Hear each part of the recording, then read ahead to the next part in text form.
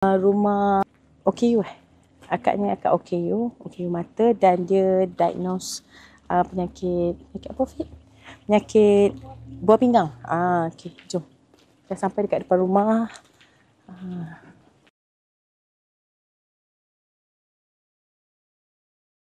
Kat mata nampak Belah sini dah. sebelah kanan. Urat dia putus dah dua ni. Oh, Yang ini patutlah. kelabu sikit. Oh, ya ke? Habis kalau buat kerja rumah ni? Anak lelaki lah. Dia hari demam dah 2 hari, 3 hari demam dah. Oh, ni buat kerja rumah. Dia buat kerja rumah. Anak pun, ni perempuan pun kerja kat Lotus Jalan pun demam. Semua. Oh, ada 2 orang lah. Duduk sekali. Okey lah.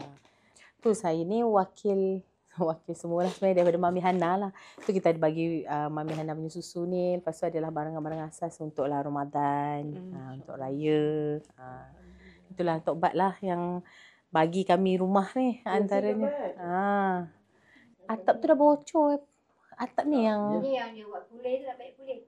Oh, inilah yang ni kalau hujan ni masuk air ni. Air sampai Kulali lah, tak ada dengan mangkuk-mangkuk. Ni? Kat tengah lagi teruk, dapur lagi teruk.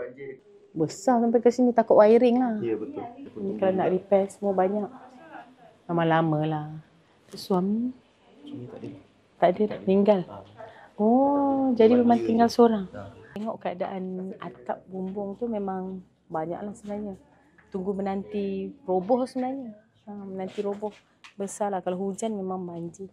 Jadi kita doakan sempat lah Tok Pat untuk peruntukan bumbung. Okay. Jom.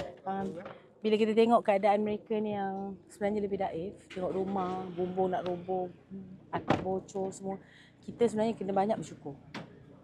Duduk jadi, tak kisahlah kita duduk kat rumah mana, tapi kita ada tempat berteduh, kita dah bersyukur dah. Ini 3 tempat dalam kawasan rumah tu memang kalau air je confirm sampai berkulali naik.